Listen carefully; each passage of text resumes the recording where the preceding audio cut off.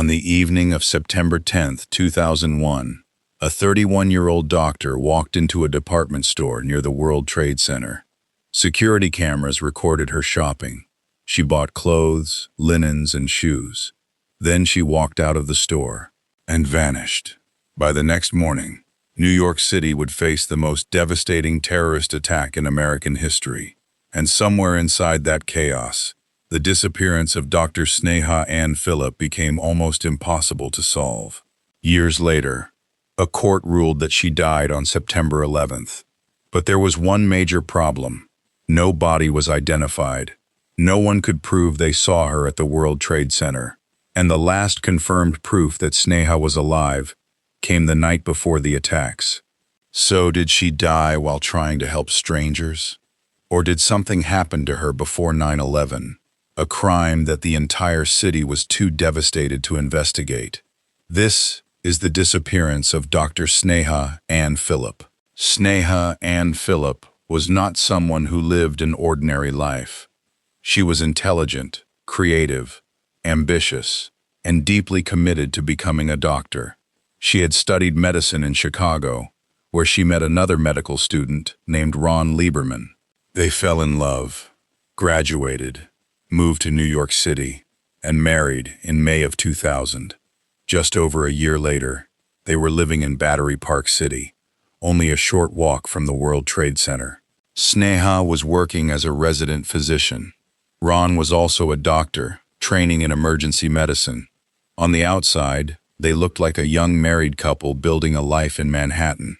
2 doctors, 2 careers, a new home, a future waiting to happen. But on September 10th, 2001, that future quietly began to disappear. Sneha had the day off. Ron left for work, expecting to come home to his wife later that evening. He had no idea that this would be the last day he would ever know where she was. That afternoon, Sneha spoke with her mother online for hours. It was not a farewell conversation.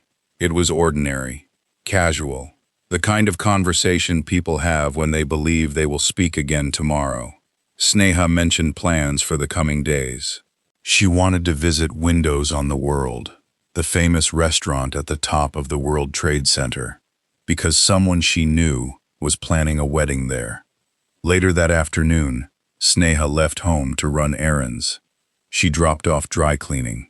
Then, she went to Century 21, a department store near the Twin Towers. At 7:18 p.m., security cameras captured her inside the store. She bought lingerie, a dress, pantyhose, bed linens, and later purchased shoes nearby. It is an ordinary image. A woman shopping alone after work hours. Nothing about the footage looks alarming. Nothing suggests she is in danger. But that footage would become the last confirmed sighting of Sneha Anne Philip. After she left that store, no one can say for certain where she went. Ron came home late that night and found the apartment empty. Sneha was not there. At first, he was concerned, but not panicked. He later testified that Sneha had occasionally stayed out overnight before and usually returned the next morning. So Ron went to sleep. At 6:30 the next morning, September 11th, Sneha was still not home. Ron left for work. He could not know that within hours, the entire world would change. Before 9 a.m., the first plane struck the North Tower of the World Trade Center. Ron saw the news and began calling home. No answer. He called Sneha's family. No one had heard from her. Suddenly, the question was no longer simply, why didn't she come home? It became, was she near the towers when the attack happened? Imagine trying to report your wife missing on September 11th, 2001. Thousands of people were missing. Emergency rooms were overwhelmed. Police officers were deployed across the city. Streets were closed. Buildings were collapsing. Every resource was focused on one horrifying question. Who had died in the attacks? Sneha's disappearance did not begin as a confirmed 9/11 case. Her last definite trace had been the night before. But because she lived so close to the World Trade Center, Because she was a doctor, and because the city was in chaos, her case became tied to the attacks almost immediately. Her family put up missing person flyers. Ron searched for information. He watched surveillance footage. He tried to reconstruct the final hours of her life. But the city around him had become one giant disaster scene. A normal missing person investigation needs witnesses, camera footage, phone records, physical evidence, and time. Sneha's case had almost none of that. And the little evidence that did exist led in different directions. Investigators later found a troubling piece of footage.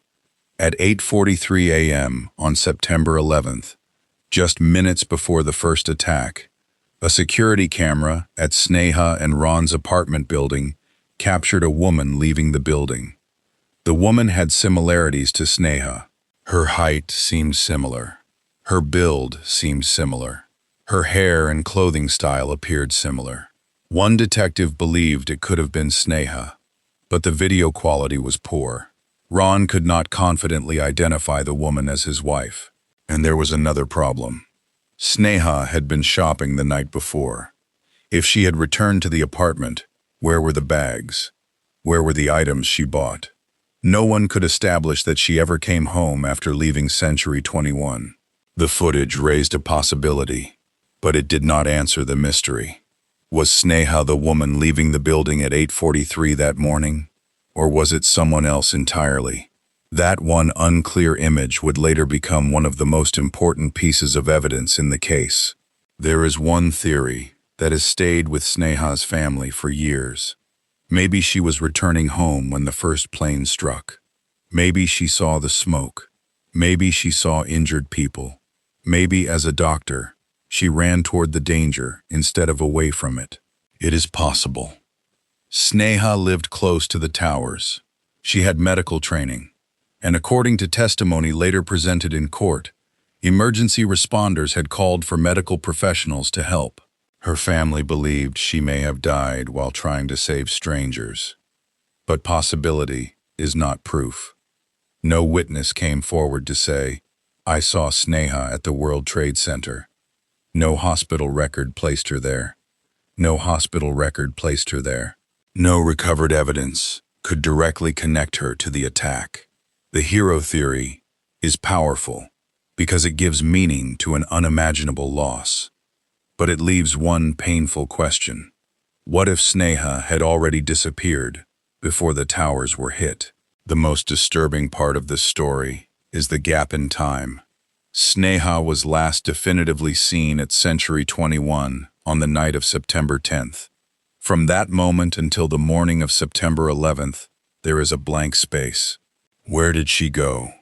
Did she meet someone? Did she go to a friend's home?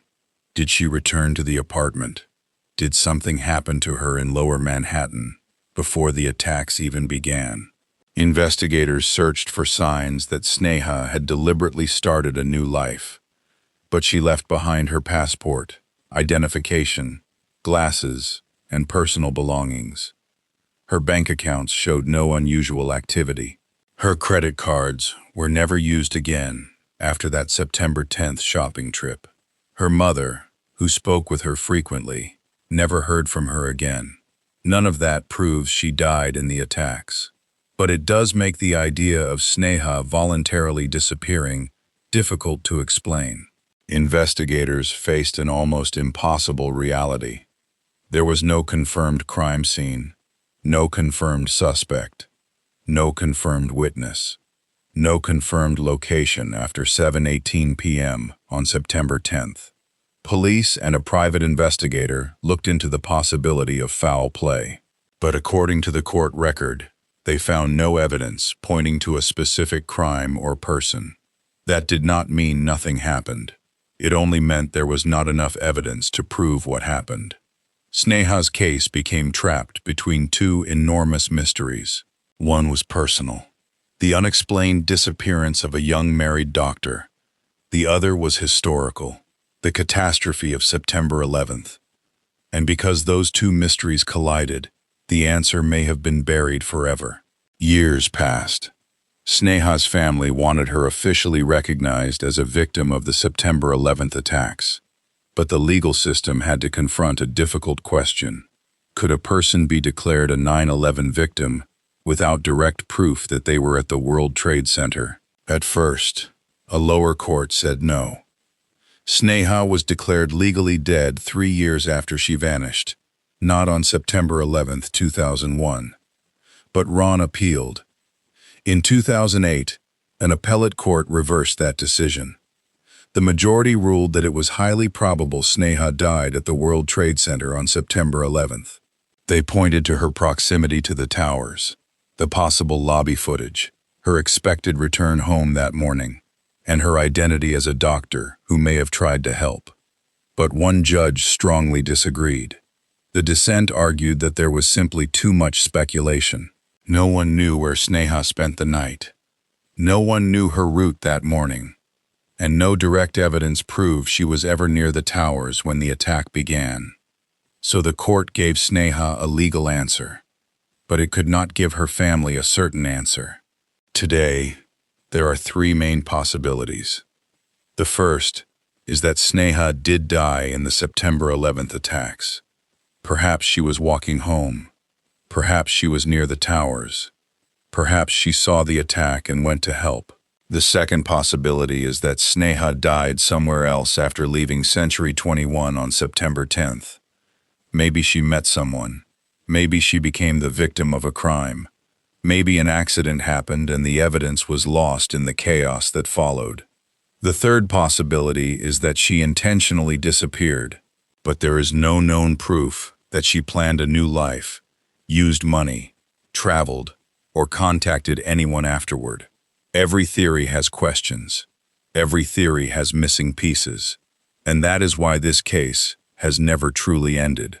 Dr. Sneha Anne Philip vanished before one of the darkest mornings in American history. Her final confirmed image shows a woman shopping, living an ordinary life, unaware that within hours, the entire world would change. A court later declared her a victim of 9/11. Her family received a legal conclusion, but the mystery remains. Did Sneha Philip die a hero near the World Trade Center, or did the attacks erase the only chance to solve a completely different disappearance? The final image of Sneha is still frozen in time. A woman leaving a store, a wife who never came home, and a mystery New York may never be able to answer. What do you believe happened to Sneha Anne Philip?